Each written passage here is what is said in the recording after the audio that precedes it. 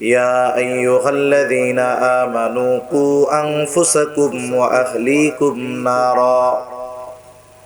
আল্লাহ তাআলা বলেন, হে ঈমানদারেরা, নিজে জাহান্নাম থেকে বাঁচো, অধীনস্থদের জাহান্নাম থেকে বাঁচাও। এই আয়াতে আল্লাহ তাআলার পক্ষ থেকে ঈমানদারদের উপরে দুইটি আদেশ। এক নাম্বার আদেশ, নিজেকে জাহান্নাম থেকে বাঁচাও। দুই নাম্বার আদেশ, তোমার অধীনস্থদেরকেও জাহান্নাম থেকে বাঁচাও। ঈমান আনার মাধ্যমে একজন মানুষ অনন্তকাল জাহান্নাম থেকে বাঁচার নিশ্চয়তা পেয়ে যায়। কারণ নবীজি সাল্লাল্লাহু আলাইহি ওয়াসাল্লাম জানিয়ে দিয়েছেন, যদি কোনো ব্যক্তি ঈমান আনে আর যারা পরিমাণ ঈমান নিয়েও সে এই দুনিয়া থেকে বিদায় নিতে পারে, তাহলে তার ওই যারা পরিমাণ ঈমানের দাম এত বেশি। দুনিয়ার পাপাচারের কারণে, পাপের কারণে যদি আল্লাহ তাআলা তাকে শাস্তিও দেন, তবে ওই যারা পরিমাণ ঈমানের কারণে তাকে চিরকাল অনন্তকাল জাহান্নামে থাকা লাগবে না। আল্লাহ তাআলা শাস্তি দেওয়ার পরে একটা সময় ওই যারা পরিমাণ ঈমানের কারণে জাহান্নাম থেকে আল্লাহ তাআলা তাকে জান্নাতের মালিক বানায়া দিবে। তাহলে একজন মানুষ ঈমান আনার মাধ্যমে অনন্তকাল জাহান্নাম থেকে বাঁচার নিশ্চয়তা পায়। এই আয়াতে আল্লাহ তাআলা কেমন যেন ঈমানদারদেরকে উদ্দেশ্য করে বলতেছে, ঈমানদার, অনন্তকাল জাহান্নাম থেকে ঈমান আনার মাধ্যমে তো বাঁচলা। এখন তুমি এই দুনিয়ার হায়াতে আমি আল্লাহর হুকুম আহকাম, আদেশ নিষেধ মান্য করার মাধ্যমে ক্ষণস্থায়ী জাহান্নামের শাস্তি থেকেও নিজেকে বাঁচাও। তাহলে আল্লাহ তাআলার এক নম্বর আদেশ ঈমানদারদের উপর, নিজেকে ক্ষণস্থায়ী শাস্তিও যেন না পাওয়া লাগে, জাহান্নামে যেন অল্প সময়ের জন্য যেন না যাওয়া লাগে, এই জন্য তুমি নিজেরে বাঁচাও। কেমনে বাঁচাইবো? আল্লাহ তাআলার বিধিবিধান হুকুম আহকাম মেনে চলার মাধ্যমে। দুই নাম্বার আদেশ, ঈমানদার তুমি একা শুধু বাঁচলে হবে না, ওয়া আহলিকুম নারা, তোমার অধীনস্থদেরকেও জাহান্নামের আগুন থেকে বাঁচাও। আমি বাঁচবো কেমনে? আল্লাহ তাআলার আদেশ নিষেধ মান্য করার মাধ্যমে। অধীনস্থদের বাঁচাবো কেমনে? বলে তাদের দ্বারা আল্লাহ তাআলার বিধি বিধান হুকুম আহকাম মান্য করানোর মাধ্যমে। আমি নিজেরটা করে বাঁচবো, অধীনস্থদেরকে করাইয়া বাঁচাবো। কোন অভিভাবক যদি চিন্তা করে আমার সন্তান নামাজ পড়ে না, আমি পড়তেছি, আমার কাজ হইল, কিন্তু সন্তান যদি না পড়ে তাহলে তো ও জাহান্নামে যাবে, আবার আমাকে আল্লাহর সামনে জবাবদিহিতার কাঠগড়ায় দাঁড়ানো লাগবে। তাইলে আজকে থেকে প্রতি নামাজ ডাবল ডাবল, ফজর আমারটাও পড়বো, ছেলেরটাও পড়বো, জোহর আমারটাও পড়বো, তারটাও পড়বো। বলেন তো, অধীনস্থদের ইবাদত যদি আমি আপনি করে দেই, তাহলে কি আমার অধীনস্থদের ইবাদত আমি করে দিলে তারটা কি হবে? হবে না। তাহলে এখানে আমার করণীয় কি? আমার করণীয় হলো সন্তানকে দ্বীনের উপরে পরিচালিত করার সর্বোচ্চ চেষ্টা করা, ওই ধরনের যত পদক্ষেপ আছে সবকিছু গ্রহণ করা। আমি আপনি চেষ্টা করতে পারি, কিন্তু হেদায়েতের ক্ষমতা আমার আপনার হাতে নাই।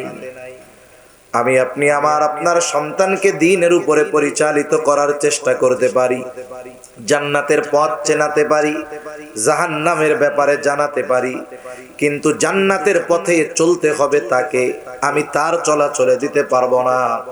এই জন্য কিয়ামতের দিন আল্লাহ তাআলা মূলত দেখবেন আমি নিজে কতটুকু দ্বীন মেনেছি, অধীনস্থদেরকে দ্বীন মানানোর জন্য কতটুকু চেষ্টা করেছি। ওই দিন আল্লাহ দেখবেন আমার চেষ্টা প্রচেষ্টা, এটা দেখবেন আল্লাহ। কারণ আমি আপনি চেষ্টা প্রচেষ্টা করলাম, যদি হেদায়েত নসিবে না থাকে কাজ হবে? কাজ হবে না। জলিলুল কদর পয়গম্বর হযরত নূহ আলাইহিস সালাম 950 বছর আল্লাহ তাআলা হায়াত দিয়েছেন, দীর্ঘকাল উম্মতের মধ্যে দাওয়াত দিয়েছে।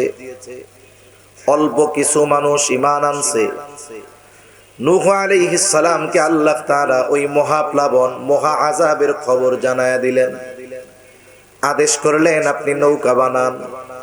ওই ঘটনার দিকে যাওয়ার সুযোগ সময় নাই। উনি নৌকা বানাইলেন। নির্দিষ্ট সময় আল্লাহ তাআলার সেই আযাব মহাপ্লাবনের সূচনা শুরু হয়ে গেল। সময়ের সাথে সাথে পানি বাড়তে থাকলো। রান্নাঘরের চুলার থেকে পানি উদ্গীরিত হতে থাকলো, জমিন ফেটে পানি বের হতে থাকলো। সময়ের সাথে সাথে পানি বাড়তেছে। নূহ আলাইহিস সালাম ঈমানদার যারা তাদেরকে সাথে নিয়ে নৌকায় আরোহণ করলেন। নূহ আলাইহিস সালামের সন্তান একজন ছিল কাফের, ঈমান আনে নাই। নূহ আলাইহিস সালাম সন্তানকে দ্বীনের উপরে আনার চেষ্টায় কোনো কমতি করেন নাই। সর্বশেষ সন্তানকে বলতেছে, ও সন্তান, নৌকায় চড়ো।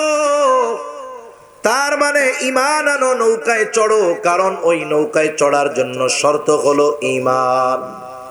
নূহ আলাইহিস সালামের সন্তান বলে, না বাবা, নৌকায় চড়বো না, তার মানে ঈমান আনবো না। আমি ওই উঁচু পাহাড়ের চূড়ায় চলে যাব, এই প্লাবনের পানি আমাকে স্পর্শ করতে পারবে না। সাধারণ প্লাবন আর নূহ আলাইহিস সালামের ওই সময়ের প্লাবন এক না। মুফাসসিরিনে কেরাম বলেন, গোটা পৃথিবীর 1 ইঞ্চি জায়গাও শুকনা ছিল না। পৃথিবীর সর্বোচ্চ জায়গাটাও পানিতে প্লাবিত হয়ে গেছে। নূহ আলাইহিস সালামের সন্তান মারা গেছে। কিয়ামতের দিন আল্লাহ তাআলা হযরত নূহ আলাইহিস সালামকে বলবে না, ও পয়গম্বর নূহ, কেন আপনার সন্তান ঈমান আনলো না, কেন বেঈমান হয়ে মরলো? জিজ্ঞাসা করবে না। এর কারণ হলো নূহ আলাইহিস সালাম সন্তানের ব্যাপারে চেষ্টায় কোনো কমতি করেন নাই। তবে হেদায়েতের ক্ষমতা তো ওনার হাতে নয়, হেদায়েতের ক্ষমতা যার হাতে তিনি কে। মূল বিষয়টা হলো এটা, যে আমি আপনি কতটুকু চেষ্টা করলাম সন্তানকে আল্লাহর পথের পথিক বানানোর জন্য, জান্নাত চেনানোর জন্য, জাহান্নামের পথ তাকে চেনানোর জন্য।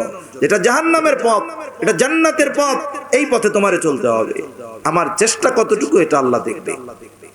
এই আয়াতে যতগুলো শিক্ষণীয় বিষয় আছে, এর মধ্যে একটি হলো যে সন্তানকে দ্বীনের উপরে প্রতিপালন করা, দ্বীনের উপরে গড়ে তোলার সর্বোচ্চ চেষ্টা করা। রাসূল আকরাম সাল্লাল্লাহু আলাইহি ওয়াসাল্লামের একটা লম্বা হাদিসের প্রথম অংশ আপনাদের খেদমতে পাঠ করেছি। নবীজি এই হাদিসের শুরুতে বলেন, কুল্লুকুম রাঈনা ওয়া কুল্লুকুম মাসউলুনা আন রাঈয়াতিহি। নবীজি সাল্লাল্লাহু আলাইহি ওয়াসাল্লাম বলেন, তোমরা প্রত্যেকেই দায়িত্বশীল, প্রত্যেককে তার দায়িত্বের ব্যাপারে জিজ্ঞাসা করা হবে। অবশ্যই অবশ্যই প্রত্যেকটা পিতাকে কিয়ামতের দিন তার সন্তানের ব্যাপারে জিজ্ঞাসা করা হবে। যেহেতু প্রতিটা পিতা সে অভিভাবক, তার সন্তানের জিজ্ঞাসা হবে কিয়ামতের দিন। কি জিজ্ঞাসা করবে?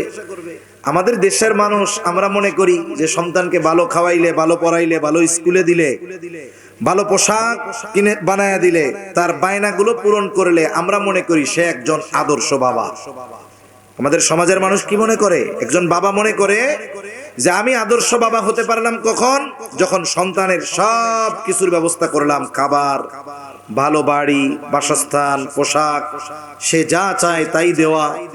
যেই বাবা এগুলো দিতে পারে, অনেক বাবা মনে করে সে একজন সার্থক বাবা, সফল বাবা। অথচ মূল সফলতা এই জায়গায় নয়। মূল সফলতা হলো যেই বাবা তার সন্তানকে দ্বীনের উপরে চালানোর চেষ্টা করেছে। কিয়ামতের দিন আল্লাহ তাআলা কি খাওয়াইছি, কি পড়াইছি এগুলো জিজ্ঞাসা করবে না, বরং আল্লাহ তাআলার ওই আদালতে আমাকে আপনাকে জিজ্ঞাসার কাঠগড়ায় দাঁড়াতে হবে। আল্লাহ জিজ্ঞাসা করবে। ওই দিন হয়তো আমি আপনি জিজ্ঞাসিত হব, সন্তানকে দ্বীন শিখিয়েছিলা কিনা, সন্তানকে আমি আল্লাহর পরিচয় শিখিয়েছিলা কিনা, সন্তানকে ঈমান আমল শিখিয়েছিলা কিনা। এই বিষয়গুলোর ব্যাপারে কিয়ামতে আল্লাহর দরবারে জিজ্ঞাসিত হতে হবে। দুনিয়ায় কোনো বাবা যদি তার সন্তানকে ভালো খাবার, ভালো পোশাক না দিতে পারে, কিন্তু সন্তানকে দ্বীন শিখাইছে, মুত্তাকি মানুষ বানাইছে, ভালো মানুষ বানিয়েছে, নেককার মানুষ হয়েছে, বলে কিয়ামতে তো ওই বাবা বেঁচে গেল। কিন্তু যেই বাবা চিন্তা করতেছে আমার সন্তানের দুনিয়াবি আরাম আয়েশের জন্য যা দরকার সব দিলাম, কিন্তু সন্তানকে আমি দিনদার বানাইতে পারলাম না, ওই বাবা কিয়ামতে ধরা খাবে।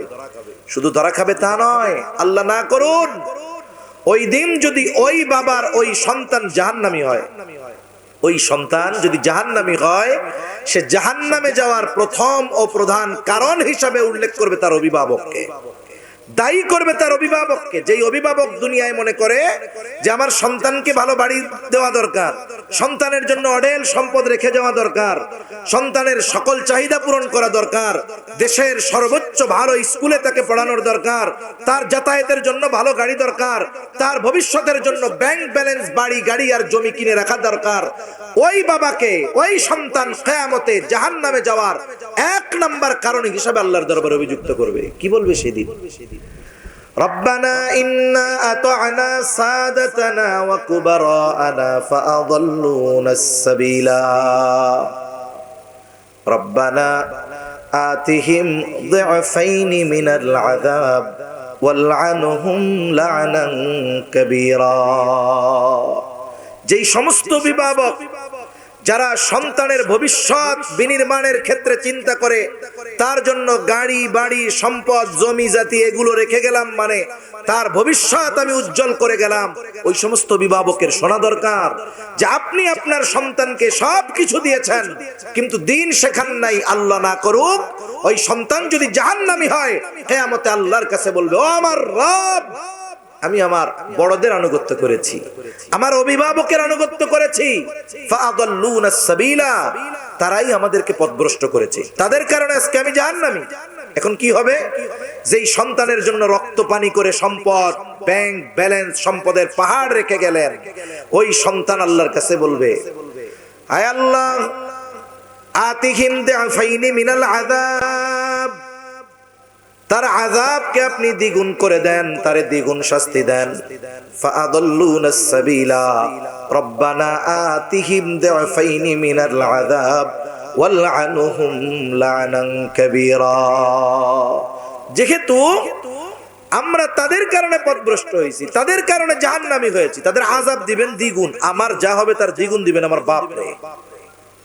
একটু চিন্তা করেন তো, দুনিয়াতে একজন বাবা যদি কখনো সন্তানের কারণে দুনিয়ায় অপমানিত হয়, অনেক বাবার ঘটনা এরকম আছে, সন্তান অপরাধ করছে, স্বাভাবিকভাবে এই লজ্জায়, চক্ষু লজ্জায় সে ঘর থেকে বের হয় না, সমাজের মানুষ তাকে এক ঘরে করে দিয়েছে, এই বাবা আত্মহত্যা করছে।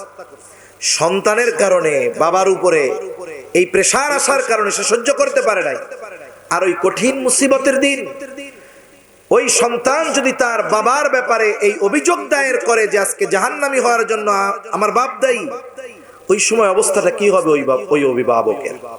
শুধু আযাব দ্বিগুণ দেওয়ার কথা বলবে না, আল্লাহর বড় লানত তার উপরে দেওয়ার কথা বলবে এমন নয়, বরং ওই দিন কি বলবে? রব্বানা আরিনাল্লাযাইনি আযাল্লানা মিনাল জিন্নি ওয়াল ইনসি নাজআলহুমা তাহতা আকদামিনা লিয়াকুনা মিনাল আসফালিন।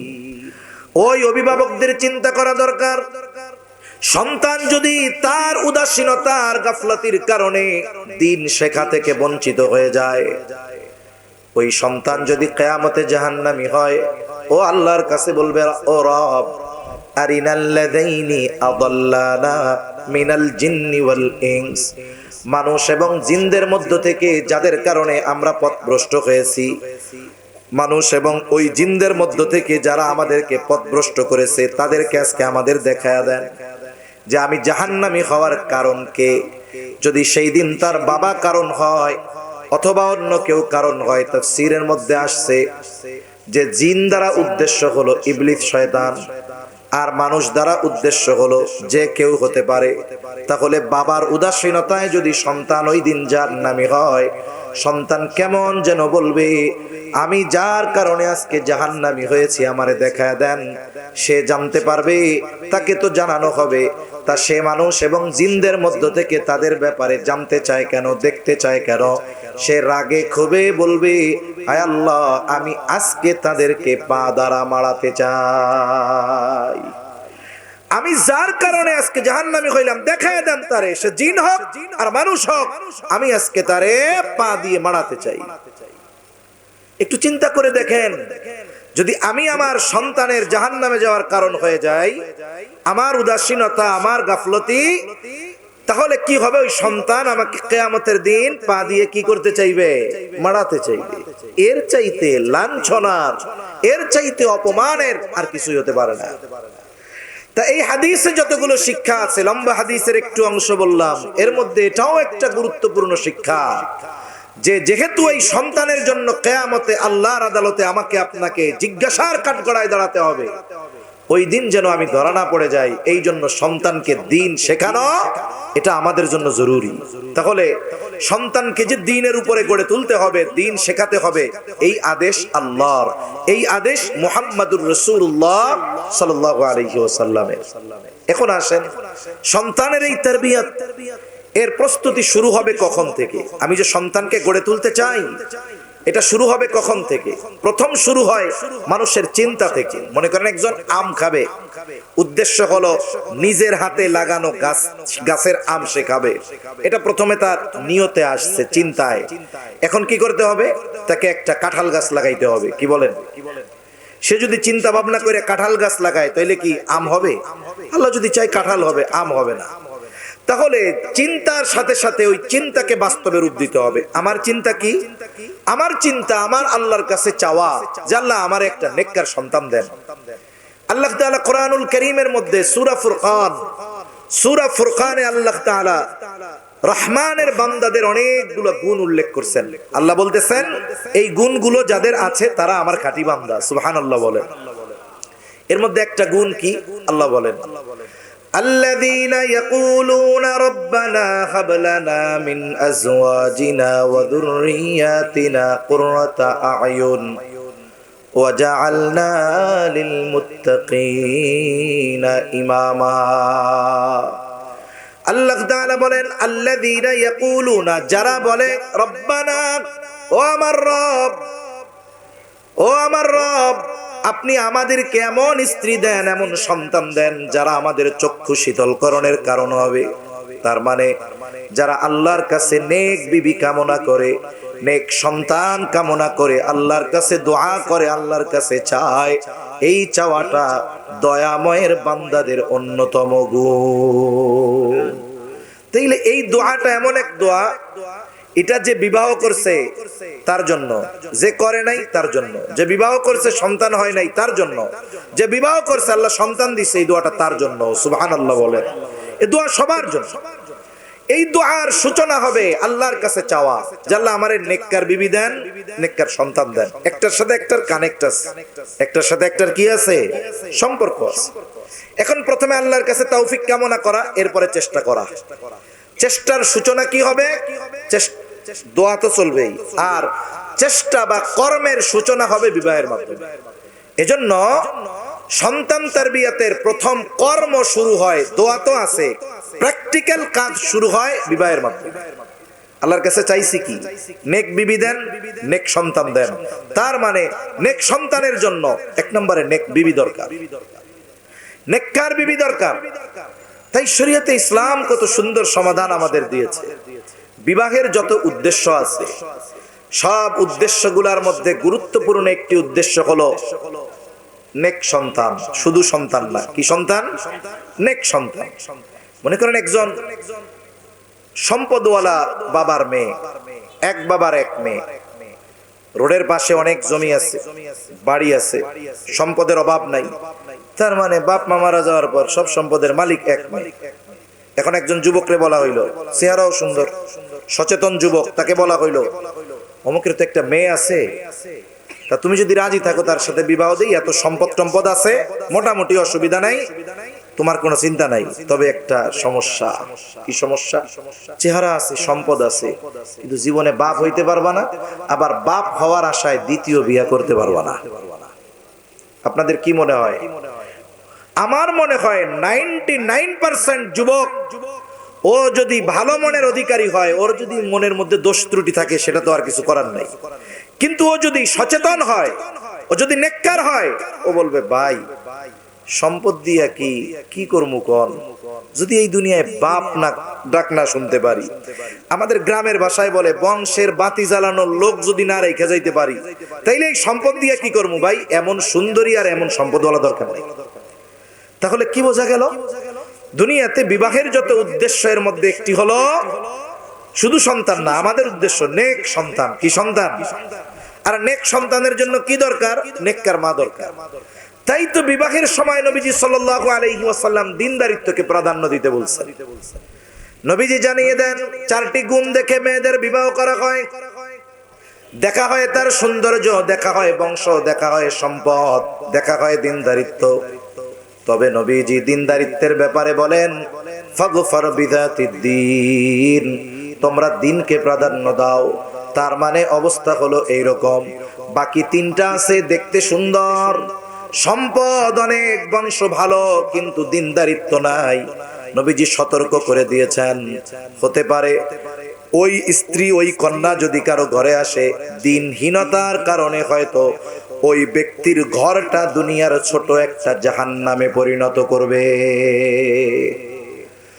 আর যদি এমনটাই হয়, সম্পদ অনেক না, দেখতে একটু শ্যামলা, বংশ অনেক উচ্চ নয়, কিন্তু দ্বীনদারিত্বে কমতি নাই, আশা করা যায় যদি কেউ সব কিছুকে পেছনে ফেলে দ্বীনদারিত্বকে প্রাধান্য দিয়ে বিবাহ করে, আশা করা যায় ওই যে বিবাহের আগে দোয়া করেছিল, আল্লাহ তাআলা এই নারীর মাধ্যমে তার দোয়ার বাস্তবায়ন করবে। হয়তো আল্লাহ এমন সন্তান দিবে, যেই সন্তান তার চক্ষু শীতলকরণের কারণ হবে, হৃদয়ের শীতলতার কারণ হবে। আল্লাহ হয়তো এমন সম্পদ দিবে। আর মনে রাখতে হবে, বিবাহের আগে দেখার সৌন্দর্যের প্রাধান্য বেশি থাকে, আর বিবাহের পরে চারিত্রিক সৌন্দর্যের প্রাধান্য বেশি থাকে। কিন্তু আফসোস, আমরা বিবাহের আগে প্রাধান্য দেই দেখার সৌন্দর্য, আর বিবাহের পরে প্রাধান্য দেই চরিত্রের সৌন্দর্য। এদেশে যত বিবাহ বিচ্ছেদ হয়, যত অপরাধ সংগঠিত হয়, খোঁজ খবর নিয়ে দেখবেন, এই অপরাধ সংগঠিত হওয়ার পেছনে সুন্দরী নারীরা বেশি থাকে। বিবাহ অধিকাংশের চেহারা সুন্দর, এটাই বাস্তব। আর যদি চরিত্রের সৌন্দর্যতা থাকে, চেহারার সুন্দরের সাথে যদি চরিত্রের সৌন্দর্য থাকে, তাহলে ভালোর উপরে ভালো। কিন্তু যদি কারো চরিত্রের সৌন্দর্যে ত্রুটি থাকে, এটা ডেঞ্জারাস জিনিস। তাই বিবাহের আগে চরিত্রের বিষয় তথা দ্বীনদারিত্বকে প্রাধান্য দিব। একটা নারীর চরিত্র পরিপূর্ণ সুন্দর হবে তখন যখন তার মধ্যে পরিপূর্ণ দ্বীনদারিত্ব থাকবে। দ্বীনবিহীন কোন মানুষের চরিত্র সুন্দর হতে পারে না, সে পুরুষ হোক কিংবা নারী। তা সম্মানিত উপস্থিতি, এটা এদিক দিয়ে না, এটা আওয়াজ আসে বেশি। না না, এইটার আওয়াজ, এই বাতাসটা এখানে যাচ্ছে, এটা হ্যাঁ, এই যে দেখছেন আওয়াজ নেই। তাহলে চরিত্রের সৌন্দর্য, এটাকে প্রাধান্য দেওয়া, আর দ্বীনদারিত্বের মধ্যেই পরিপূর্ণ চারিত্রিক সৌন্দর্য পাওয়া যায়। চেহারার সৌন্দর্য এক সময় নষ্ট হয়, চরিত্রের সৌন্দর্য নষ্ট হয় না। আধুনিক বিজ্ঞান কি বলে? আধুনিক বিজ্ঞান বলে একটা সন্তানের চরিত্রের, ক্যারেক্টারের, চরিত্রের 90% গঠিত হয় তার মায়ের থেকে। তার মানে একটা সন্তানের চারিত্রিক গঠন কি হবে, এই বিষয়টা নির্ভর করতেছে তার মায়ের অবস্থান থেকে। তার মা কেমন, এটার উপর নির্ভর করে। এটা নির্ভর করে তার মায়ের উপর। এটা কি এখন বলা জিনিস? তাহলে আধুনিক বিজ্ঞান কি বলতেছে, যে একটা সন্তানের চরিত্র গঠন হয় 90% তার মায়ের থেকে। চেহারা টেহারা পরে, চরিত্র গঠন হয় 90% তার মায়ের থেকে। একজন বাবা ভালো খাবার দিতে পারে, বাসস্থানের ব্যবস্থা করতে পারে, অন্যান্য ব্যবস্থা করতে পারে, কিন্তু চরিত্র গঠনে সবচাইতে বড় ভূমিকা থাকে তার মায়ের। এখন কোন ব্যক্তি আল্লাহর কাছে নেক সন্তান চায়, কিন্তু বিবাহ করে নিয়ে আসছে সুন্দরী এক নর্তকী। এখন কোন তো দোয়ার সাথে কর্মের মিল আছে? দোয়ার সাথে যদি কর্মের মিল না থাকে, তাহলে ওই দোয়া তো কবুল হওয়া সম্ভব নয়। তাহলে এক নাম্বার কি দরকার? বলে এক নাম্বার নেককার মা দরকার। শুধু তাই নয়, একজন নেককার মা একটা সন্তানের হক। প্রসিদ্ধ ঘটনা আছে, হযরত ওমর রাদিয়াল্লাহু তাআলা আনহুর কাছে এক ব্যক্তি সন্তানের ব্যাপারে অভিযোগ দিয়েছে যে সন্তান আমার হক আদায় করে না। হযরত ওমর রাদিয়াল্লাহু তাআলা আনহু যুবককে ধরছে, কি ব্যাপার, তুমি তোমার বাবার হক আদায় করো না কেন? যুবকটা এবার পাল্টা প্রশ্ন করে বলে, খলিফাতুল মুসলিমিন, হক কি শুধু পিতা সন্তানের কাছে পায়? সন্তান কি তার পিতার কাছে কোনো হক পায় না? হযরত ওমর রাদিয়াল্লাহু তাআলা আনহু মৌলিক কয়েকটি হকের কথা বলেছেন। এর মধ্যে প্রথম প্রধান যেই হকের কথা তিনি বলেছেন যে প্রত্যেকটি সন্তানের তার পিতার কাছে প্রথম ও প্রধান হক হলো একজন নেককার মা। একটু চিন্তার বিষয়, আমি আপনি যদি আমার আপনার সন্তানের কাছে হক দাবি করতে চাই, এই দাবি করতে পারবো সন্তান বালেগ হওয়ার পরে। যার 5 বছরের বাচ্চা আছে, ওই লোক যদি ওই ছেলেরে বলে, আমি তোর বাপ, আমার তো অনেক হক তোর কাছে পাও না, আগামীকাল আমি ঘরে বসে বসে খামু, কালকে থেকে তুই আমার অটো চালাইয়া খাওয়াবি, এটা হক আদায় হবে না, এটা সন্তানের উপরে জুলুম করা হবে। অথচ ওই সন্তান আমার আপনার কাছে হক পাওনা হয়ে গেছে কখন? বলে দুনিয়ায় আসার খবর নেই, অথচ ওর হক আমার উপরে সাব্যস্ত হয়ে আছে একজন নেককার মা। তাহলে সন্তান তারবিয়াতের প্রথম যেই বিষয়, এটা হলো একজন নেককার মা। 2 নাম্বার কি দরকার? নেককার মা এবার নেক সন্তান আল্লাহর কাছে চাওয়া। আগে তো একা দোয়া করছে, এখন স্বামী স্ত্রী দুইজন মিলে আল্লাহর কাছে দোয়া করবে যে আল্লাহ আমাদের নেককার সন্তান দেন। আর আল্লাহর কাছে নেক সন্তান চেয়ে দোয়া করা, সন্তানের জন্য নেক দোয়া করা, নেক সন্তান চেয়ে দোয়া করা, এটা পয়গম্বর আলাইহিস সালামের আমল। খলিলুল্লাহ ইব্রাহিম আলাইহিস সালাতু ওয়াস সালাম আল্লাহ তাআলার কাছে দোয়া করেছেন, সন্তান কামনা করেছেন। যখন নমরুদের অগ্নিকুণ্ড থেকে আল্লাহ ওনারে হেফাজত করেছেন, উনি শামের উদ্দেশ্যে রওনা হয়েছেন, ওই সময় তিনি আল্লাহর কাছে দোয়া করেছেন, রব্বি হাবলি মিনাস সালিহিন, ও রব আমাকে আপনি একজন নেককার সন্তান দেন। উনি শুধু সন্তান চান নাই, উনি সালেহ সন্তান চেয়েছেন, নেককার সন্তান চেয়েছেন। আর ইব্রাহিম আলাইহিস সালামের আমল হলো আল্লাহ তাআলার কাছে নেক সন্তান চেয়ে দোয়া করা। এই আয়াতের তাফসীরে মুফাসসিরিনে কেরাম বলেন, এখানে এটাও বোঝা যায় যে ইব্রাহিম আলাইহিস সালাম আল্লাহ তাআলার কাছে ছেলে সন্তান চেয়েছেন, তাই আল্লাহর কাছে ছেলে সন্তান চেয়ে দোয়া করা এটাও ইব্রাহিম আলাইহিস সালামের আমল। তবে হ্যাঁ, আমি আপনি আল্লাহর কাছে চাইলাম ছেলে, আল্লাহ তাআলা দিলেন মেয়ে, বলুন তো রাগ হওয়ার কোনো সুযোগ আছে নাকি? রাগ হওয়ার কোনো সুযোগ নাই। আমাদের এই সভ্য সমাজে সভ্যতার দাবিদার অনেক মানুষ যদি প্রথম সন্তান বা একাধিক কন্যা সন্তান হয়, তাহলে মুখটা পেশার মতো বেজার হয়ে যায়। আছে না নাই? এরকম অনেক আছে। অথচ কন্যা সন্তান হওয়াটাকে আল্লাহ বলেছেন সুসংবাদ। কন্যা সন্তান হওয়া সুসংবাদ বলছেন কে? এখন আল্লাহ বললেন সুসংবাদ। এই সুসংবাদে যদি আমার চেহারা কালা হয়, তাইলে আমার এই কাজের সাথে মিলে গেল ওই জাহেলিয়াতের সময়ের মানুষগুলোর কর্ম। আল্লাহ তাআলা বলেন, ওয়া ইযা বুশিরা আহাদুহুম বিল উনসা যাল্লা ওয়াজহুহু, আল্লাহ তাআলা বলেন যখন তাদেরকে কন্যা সন্তানের সুসংবাদ দেওয়া হতো, যাল্লা ওয়াজহুহু, তাদের চেহারাটা অন্ধকারাচ্ছন্ন হয়ে যাইত, চেহারা কালো হয়ে যাইত, গোছায়া যাইত, বিরক্তি ভাব আসতো, হায় রে কি হইল এটা। আর এই বিরক্তি থেকে, লজ্জা থেকে, ক্ষোভ থেকে একটা সময় তারা কন্যা সন্তানদেরকে জীবিত মাটির মধ্যে গেঁথে ফেলতো, মেরে ফেলতো জীবিত। অথচ দুনিয়ার বিজ্ঞান যা বলে বলুক, ছেলে অথবা মেয়ে হওয়ার পেছনে ক্ষমতাটা কার?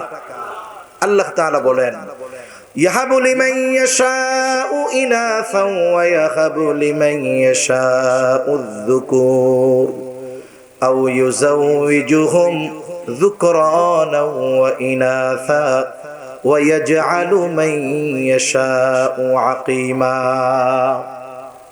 আল্লাহ তাআলা বলেন, তিনি যাকে চান কন্যা দেন, যাকে চান ছেলে দেন, যাকে চান উভয়টাই দেন। আবার তিনি যাকে চান কোনোটাই দেন না, বন্ধা বানায় রাখেন।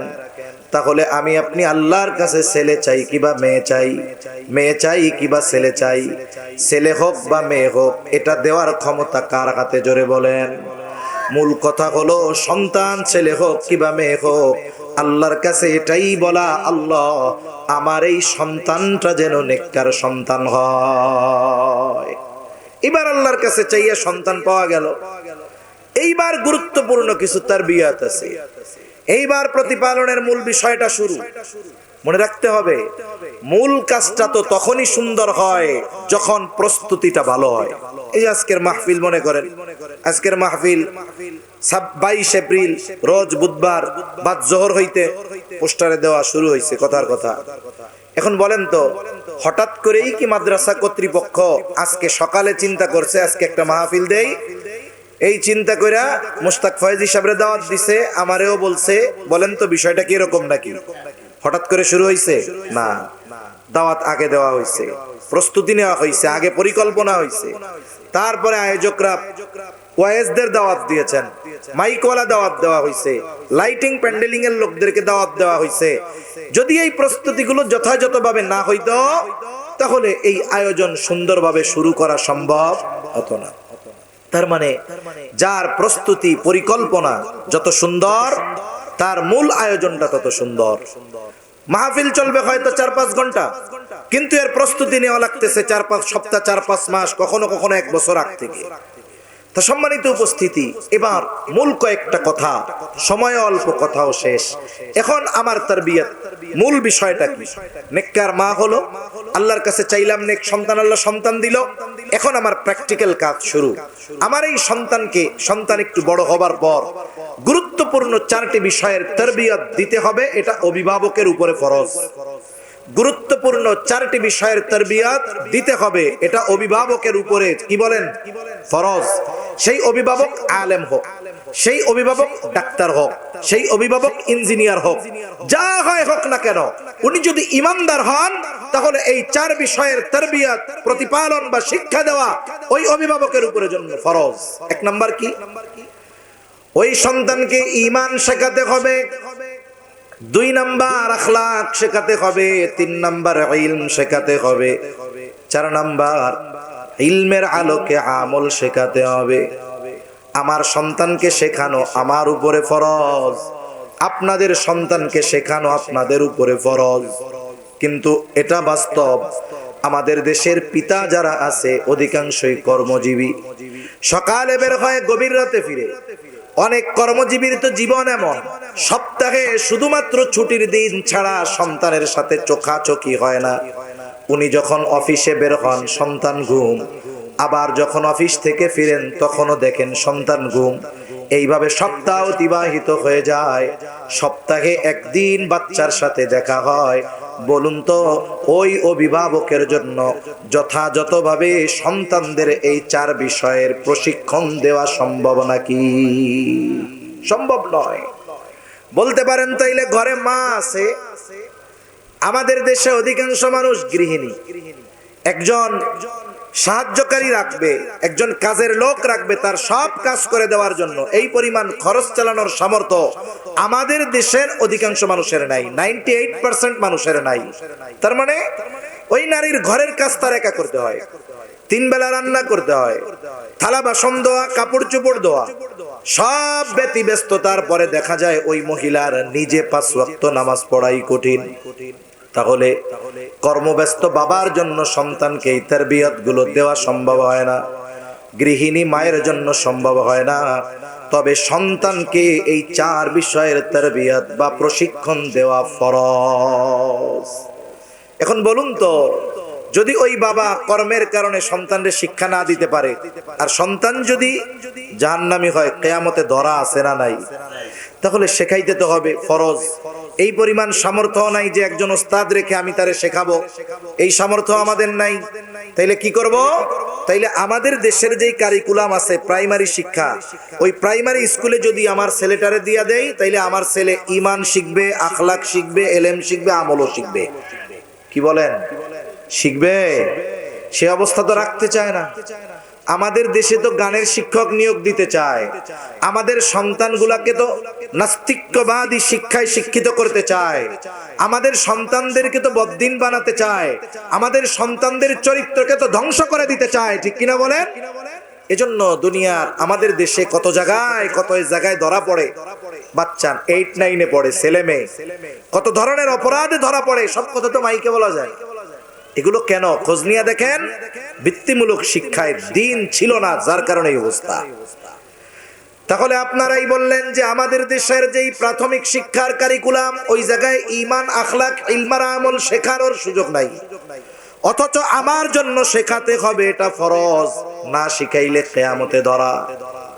তাই তো আমি আপনি যদি কিয়ামতে ধরা না পড়ি, এই জন্যই মাদ্রাসাতুর রহমান আল ইসলামিয়ার মতো মাদ্রাসাগুলো বলে, এই মাদ্রাসাগুলোর মধ্যে যখন আমি আপনি আমার আপনার সন্তানকে দেই, সন্তান ঈমান শিখে, আখলাক শিখে, ইলম শিখে, আমল শিখে, তার মানে আমার আপনার উপরে যেই বিষয়গুলো ফরজ ছিল, এই বিষয়গুলো বাস্তবায়নের জিম্মাদারি এই মাদ্রাসাগুলো নিয়ে নেয়।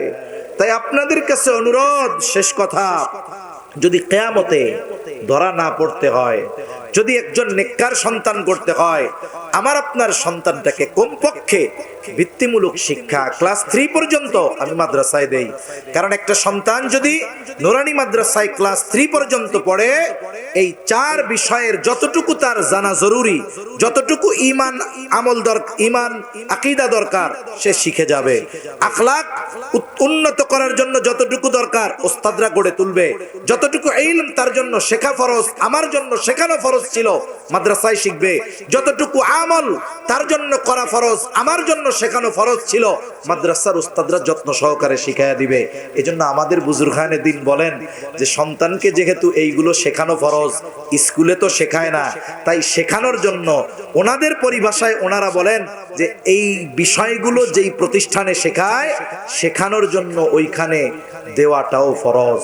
তাই আমি আপনি আমার আপনার জীবনের অন্যতম এই ফরজ বিষয়টা নিয়ে উদাসীনতা, গাফলতি করব না। হতে পারে আমার এই সামান্য উদাসীনতার কারণে সন্তান লাইনচ্যুত হবে, কিয়ামতে আল্লাহর দরবারে আমাকে আপনাকে ধরা পড়তে হবে। আল্লাহ সুবহানাহু ওয়া তাআলা আমাদের এই সন্তান নামক আমানত, নেয়ামতের যথাযথভাবে দ্বীনের উপরে গড়ে তোলার তৌফিক আল্লাহ দান করেন। সকলে জবান খুলে বলি আমিন। ওয়া আখিরু দাওয়ানা আনিল হামদুলিল্লাহি রাব্বিল আলামিন। আসসালামু আলাইকুম ওয়া রাহমাতুল্লাহি ওয়া বারাকাতুহু।